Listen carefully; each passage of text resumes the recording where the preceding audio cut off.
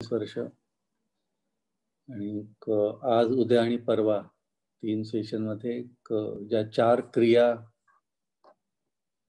साधना पद्धतीमध्ये आहेत सहज मार्गाच्या किंवा हार्टफुलनेसच्या, त्याबद्दल एक थोडासा 1 तासाचा एक्सरसाइज आपण करूया सर्वजण. मलाही फायदा होईल तुमच्या सर्वांबरोबर 4 क्रिया करण्यात. 4 क्रिया अशा आहेत की एक तर शरीराला शिथिल करणे, कारण आपल्या दिवसभराच्या कार्यक्रमात जे मनावरती तणाव येतो तो शरीरावर पुढे ट्रान्सफर होतो. तो शरीराला तणावमुक्त करायचं. आपण जरी सकाळी आता झोपेतनं उठून जागं झाला आहोत तरी थोडंसं टाईट आहे आपलं शरीर, त्याला तणावमुक्त करायचं म्हणजे ध्यान व्यवस्थित होतं.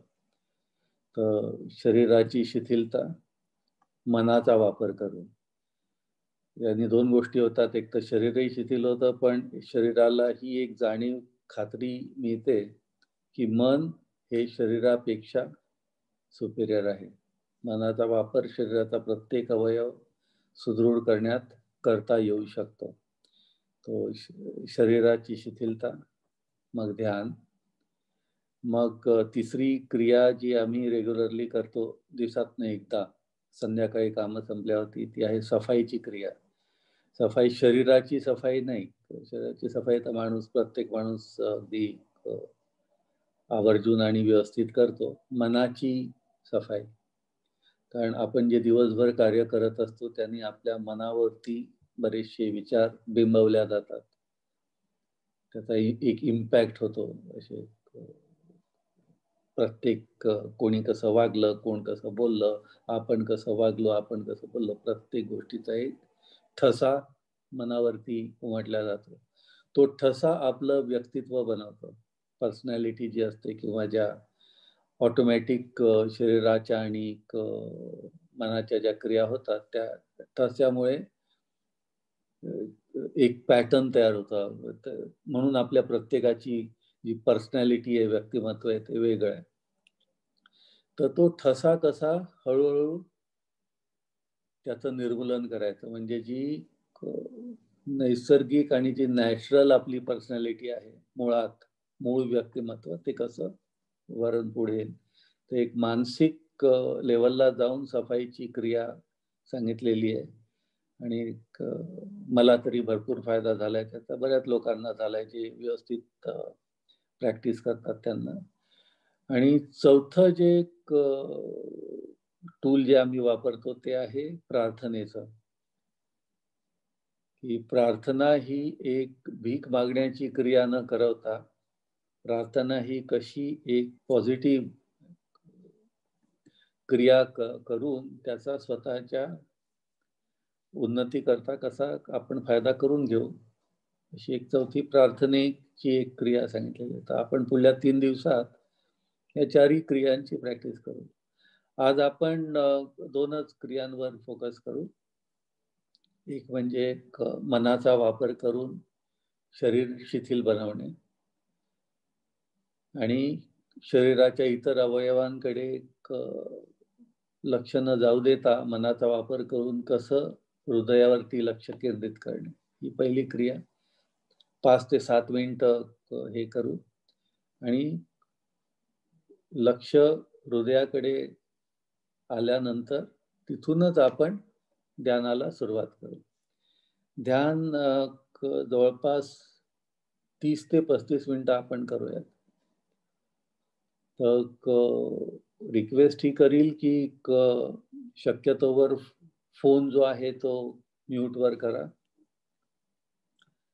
म्हणजे आजूबाजूला अशी परिस्थिती तयार करा की जेणेकरून ध्यानात लक्ष विचलित होणार नाही. हळुवारपणे डोळे मिटा, अलगदपणे, अगदी घट्ट नाही, अलगदपणे डोळे मिटा आणि स्वतःचं लक्ष अगदी अलगदपणे आपल्या हृदयाकडे, जिथे स्पंदन तुम्ही महसूस किंवा फील करू शकाल तिथे घेऊन या, जिथून हार्ट बीट तुम्हाला जाणवतं, अगदी अलगदपणे. फोकस नाही करायचा. फोकस केलं तर डोकं जड होऊ शकतं. अलगदपणे.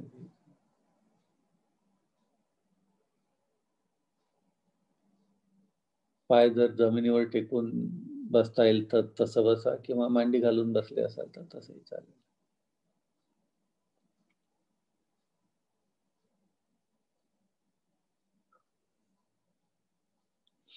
आता अगदी हळूवारपणे तुमच्या पायाचे बोट हलवा. जाणीव करून घ्या की एक्स्ट्रीम पॉइंट जो आहे शरीराचा, पायाची बोट, त्याच्यावर तुमचा ताबा आहे. हल्ली नाही तरी चालेल, पण निदान जाणीव होऊ द्या की ही म्हणजे पायाची 5 बोटं, डाव्या पायाची, उजव्या पायाची.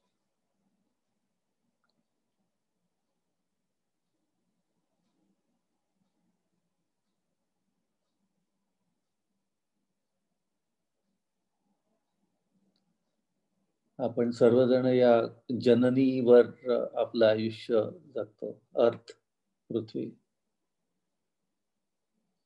खूप एनर्जी आहे, पॉझिटिव्ह एनर्जी आपल्याला मिळते प्रत्येक गोष्टीत. तर ती जी पॉझिटिव्ह एनर्जी, ऊर्जा जी आहे, ती जमिनीतनं आपल्या पायातनं हळूहळू वर येते असं फील करा, अनुभव करा. आणि जशी ती एनर्जी वर येते तसं तुमचे पायाचे एक एक स्नायू, सांधे, जॉईंट्स हळूहळू शिथिल करत जा.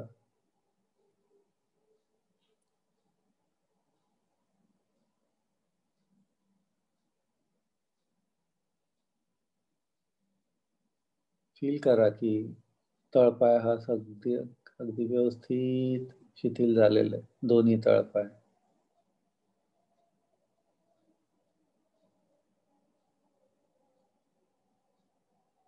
मग पहिला जो मेजर जॉईंट आहे तिथचा वरचा अँकल, तिथपर्यंत. त्या अँकलला चारी बाजूनी रिलॅक्स करून घ्या. जे मसल तुम्हाला वाटत असेल टाईट आहे, वयानुसार सांध्यांना दुखापती होत असतात, तर ते मसल आपोआप त्या ठिकाणी सांध्यांच्या आजूबाजूचे टाईट होत जातात. त्यांना अलगद हळूवारपणे कुरवाळून मनाने कुरवाळायचं आणि शिथिल करायचं.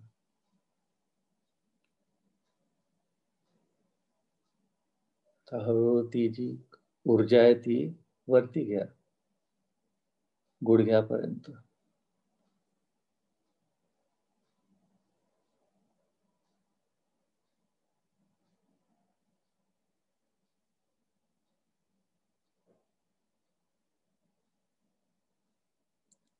आता गुडघे चारी बाजूने, दोन्ही गुडघे, डावा गुडघा आणि उजवा गुडघा चारी बाजूने शिथिल करा.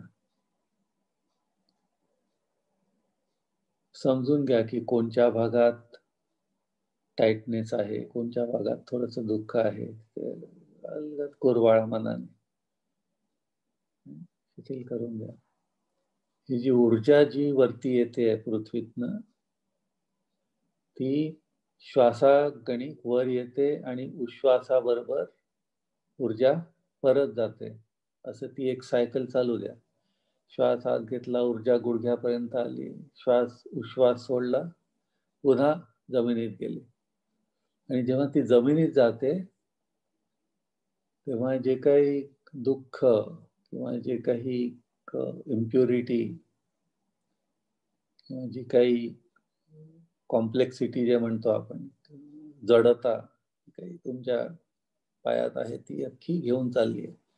प्युअर एनर्जी, अगदी प्युअर ऊर्जा वर येते गुडघ्यापर्यंत आणि उश्वास सोडतो तेव्हा जमिनीत चालली जाते. म्हणजे तुमचा जो गुडघ्यापर्यंतचा जो शरीराचा भाग आहे दोन्ही पायाचा, संपूर्ण साफ झालेला आहे. ध्यान करत असताना 2 गोष्टींची जाणीव ठेवायची आहे की मी प्युअर होतोय आणि मी सिंपल होतोय. निर्मळ आणि सरळ. मला मराठीतले हे 2 शब्दच आठवतात, पण प्युअर अँड सिंपल. जे काही साधना आपण करतोय त्याचा एकच परिणाम दिसायला पाहिजे जीवनात, तो म्हणजे मी प्युअर झालो आणि मी सिंपल झालो. माझ्या मनातल्या शरीरातल्या सगळ्या इम्प्युरिटीज गेल्या आणि कॉम्प्लेक्सिटी पण गेल्या. आता गुडघ्यापर्यंतचा सगळा पोर्शन जो आहे शरीराचा भाग, तो शिथिल झालाय, प्युअर झालाय, सिंपल झालाय. आता हळूहळू ती ऊर्जा मांड्यांपर्यंत घेऊन या, ओटीपोटापर्यंत किंवा कमरेच्या जॉईंट पर्यंत, जिथपर्यंत तुम्हाला आणता येईल. अगदी अलगद हळुवारपणे घेऊन या आणि उश्वासाबरोबर तिला जमिनीत जाऊ द्या. आणि श्वास आणि उश्वास जेवढं हळू करता येईल तेवढं करा. डेलिबरेट, जसं प्राणायाम मध्ये करतो तसं, बरोबर नाही.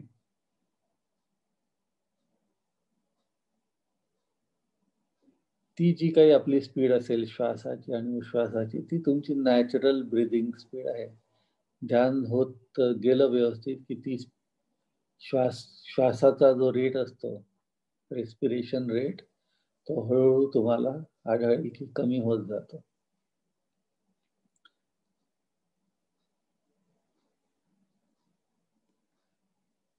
आपण कमरेचं जे हाड आहे, माकड हाड, ते शरीरातलं सगळ्यात मोठं हाड आहे आणि सगळे मेजर जे मसल्स आहेत ते तिथे असतात. आणि मॅक्झिमम लोकांना माकड हाडाच्या आजूबाजूला इजा झालेली असते वयानुसार. माकड हाडाला आणि आजूबाजूच्या मसल्सला अगदी पायाच्या बोटांपर्यंत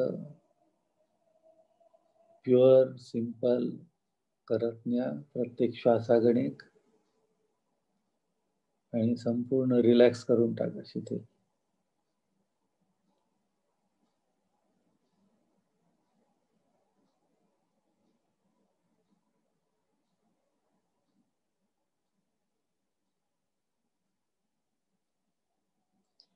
एक कमरेखालचा भाग शिथिल होत असताना आता पोटात हळूहळू श्वास घ्यायला सुरुवात करा. तुम्ही जर अगदी तान्हं बाळ पाहिलं असेल तर तुम्हाला कदाचित आठवेल की तान्हं बाळ जे असतं ते पोटातनं श्वास घेत असतं. आणि आपण जेव्हा पोटातनं श्वास घेतो तेव्हा पोटातले जे अवयव असतात त्यांना व्यायाम होत असतो, असे मालिश केल्यासारखे होतात. हळूहळू आता कमरेखालचा भाग जो आहे, आता 2 ऍक्टिव्हिटी तुम्ही करत आहात. एक तर कमरेखालचा भाग प्रत्येक श्वासागणिक आणि उश्वासा बरोबर शिथिल होतोय, प्युअर होतोय, सिंपल होतोय. आणि आता श्वास तुम्ही पोटातनं घेताय, म्हणजे पोटातले जे अवयव जे आहेत त्याचं हळूहळू मालिश होतं. छातीतनं नका घेऊ, कारण आपल्याला मोठं जसं होतं माणूस तसं संभाव ते छातीतनं श्वास घ्यायला सुरुवात करतं. पोटातनं घ्या.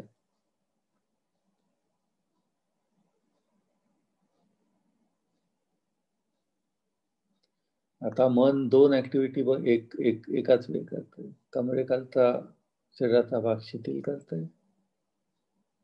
आणि पोटातनं श्वास होतोय याची जाणीव ठेव.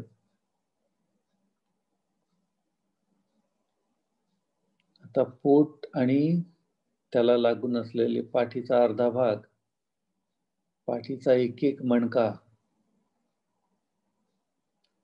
पोटातले आतडी, जे काही अवयव आहे शिथिल करत नाही. जर काही टाइटनेस असेल पोटाच्या मसलमध्ये तर त्याला ढिलं करा. तुम्हाला असं पोट स्वतःच फुगलेलं आढळेल सडनली, होऊ द्या. आजकाल आपल्या जनरेशनची आणि नंतरची बाया माणसं प्रत्येकाला असं आपलं पोट फ्लॅट असावं असं वाटतं. आपण उगाचच टाईट करतो. सोडून द्या ढिलं.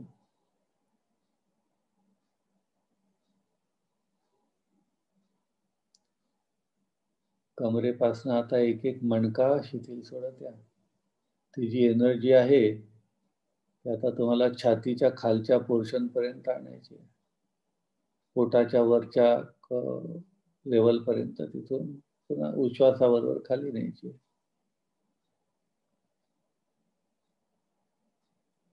चालू द्या असंच.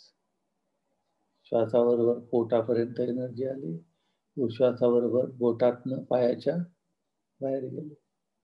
आणि ते होत असताना शरीरातलं दुःख, शरीरातल्या इम्प्युरिटी सगळ्या बाहेर घेऊन गेली.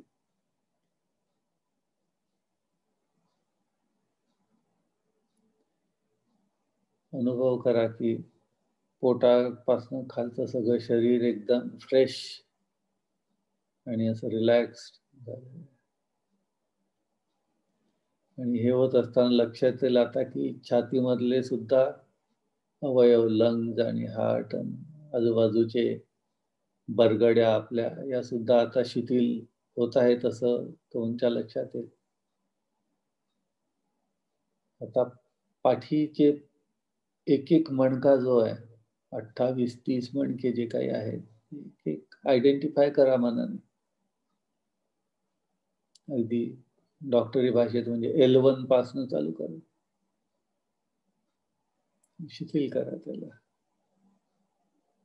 श्वासोच्छ्वासाबरोबर प्युअर आणि सिंपल होऊ द्या एक एक मणक्याला. आजूबाजूचे मसल्स,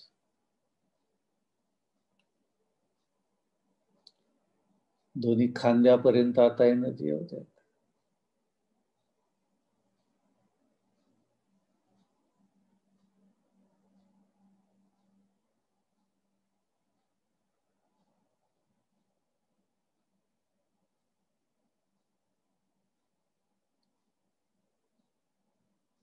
खांद्यांमधनं हळूहळू दंडामध्ये, कोपरामध्ये, मनगटापर्यंत आणि हाताच्या बोटांच्या टोकापर्यंत जाऊ द्या.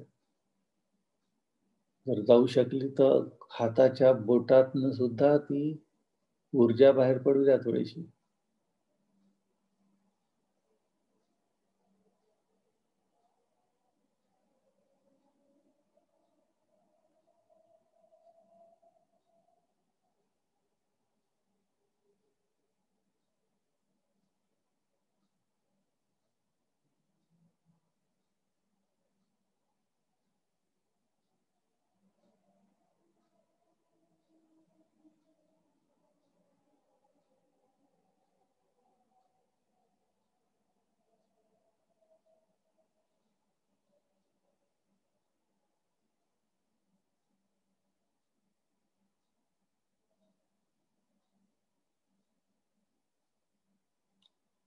एकदा संपूर्ण शरीरात पाहून घ्या कुठं काही टाईट वाटतंय का, कुठं काही दुखायचं. मनाने हळुवारपणे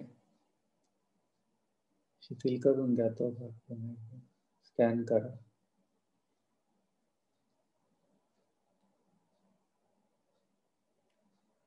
आता गळ्यात आणि मानेत ती ऊर्जा आणा.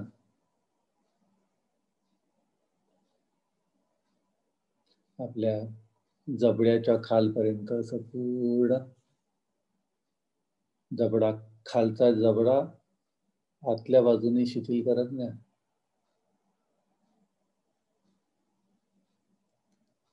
आता साईडनी कानापर्यंत घेऊन जा. कानाच्या पाळ्या, कान दोन्ही शिथिल करा. कानाचा आतला भाग अनुभव घ्या. डावा कान आतपर्यंत, उजवा कान आतपर्यंत रिलॅक्स होते. ती एनर्जी स्प्रेड होते. वरचा जबडा, तिथून डोळे चारी बाजूने, मग मेंदू चारी बाजूने, अगदी वरच्या टाळूपर्यंत घेऊन या. जर टॉर्च मारावा तसं टाळूमधनं ती एनर्जी बाहेर पडू द्या. अनुभव घ्या किती ऊर्जा बाहेर जात असताना सगळी शरीरातली मलिनता, जी काही इम्प्युरिटीज, कॉम्प्लेक्सिटीज ज्या काही आहेत ते घेऊन चालले बाहेर आणि हळू स्वच्छ प्रकाश, स्वच्छ ऊर्जा टाळूमधनं बाहेर पडते.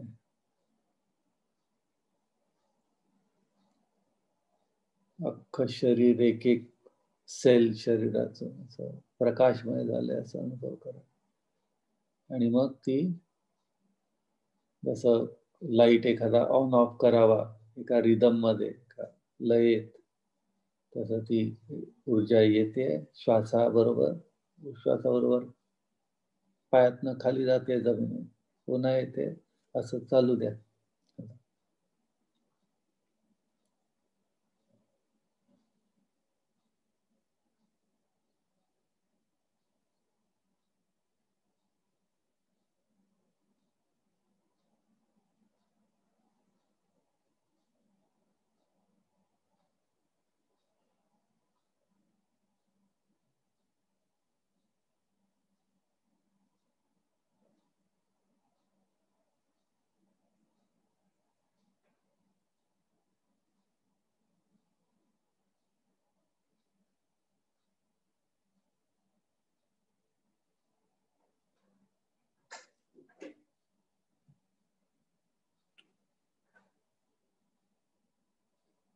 आता स्वतःचं लक्ष अलगदपणे हृदयाकडे घेऊन या. जिथून स्पंदन होतं, तिथे घेऊन या.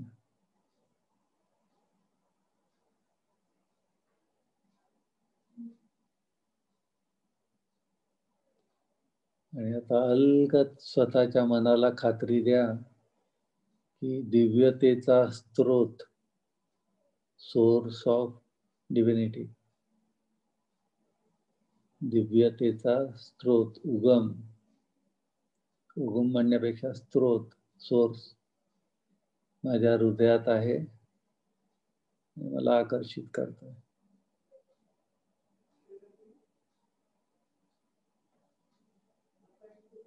आणि आता या विचारावर आपण ध्यान करू. इतर काही विचार आले तर त्यांच्याकडे दुर्लक्ष करा. हा एकच विचार सारखं घोटू नका, घोटायचं नाही. जाणीव असू द्यायची आहे की दिव्यतेचा स्रोत जो आहे तो माझ्या हृदयात आहे, मला आकर्षित करतोय. आणि शरीर आणि मन जेवढं हलकं ठेवता येईल तेवढं ठेवायचं. शरीरात कुठेही आणि मनात कुठेही जबरदस्ती नको. ध्यान संपलं की मी दॅट्स ऑल असं म्हणेल, तोपर्यंत ध्यान करा.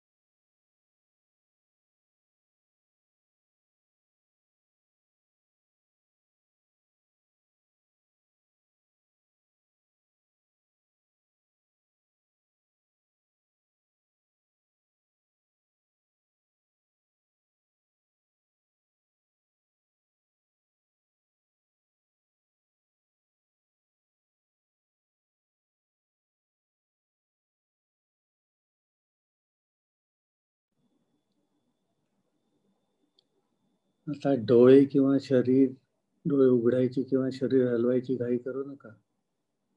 जी काही स्थिती शरीरात आणि मनात तयार झाली आहे, ती समजून घ्या.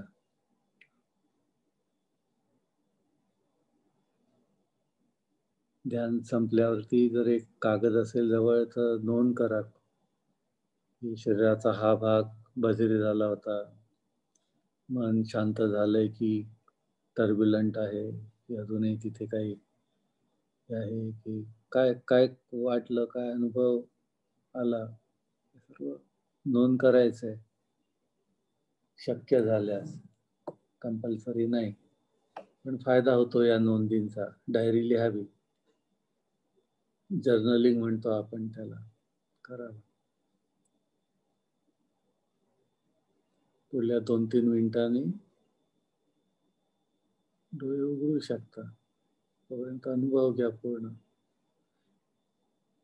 जी स्थिती तयार झाली आहे, त्याचा आनंद घ्या.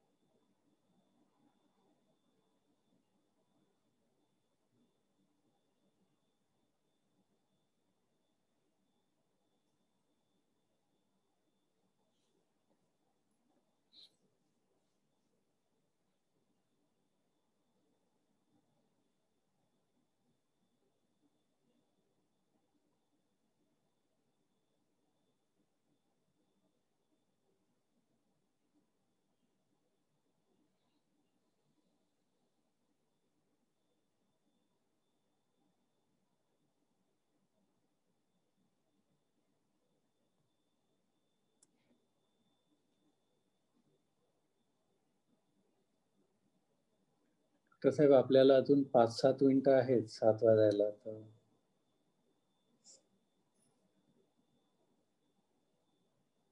ठरवा काय करायचं. जर प्रश्न नसतील काही तर मग आपण बंद करूया. पण ही जी काही स्थितीत मनाची तयार झालेली आहे ती जेवढ्या वेळ सांभाळता येईल तेवढं सांभाळायला पाहिजे.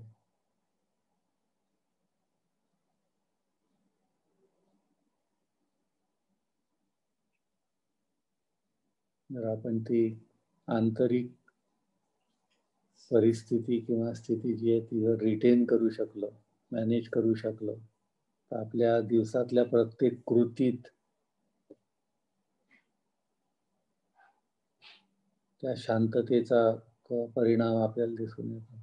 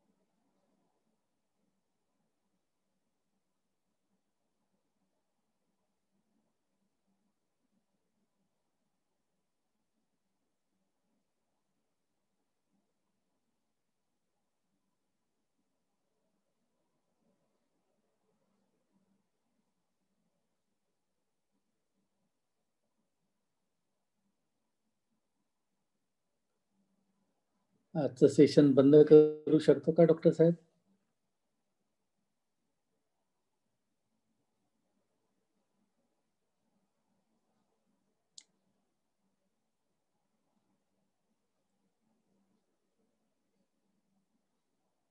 ठीक आहे, मग उद्या भेटूया सकाळी. Have a very nice day. Bye.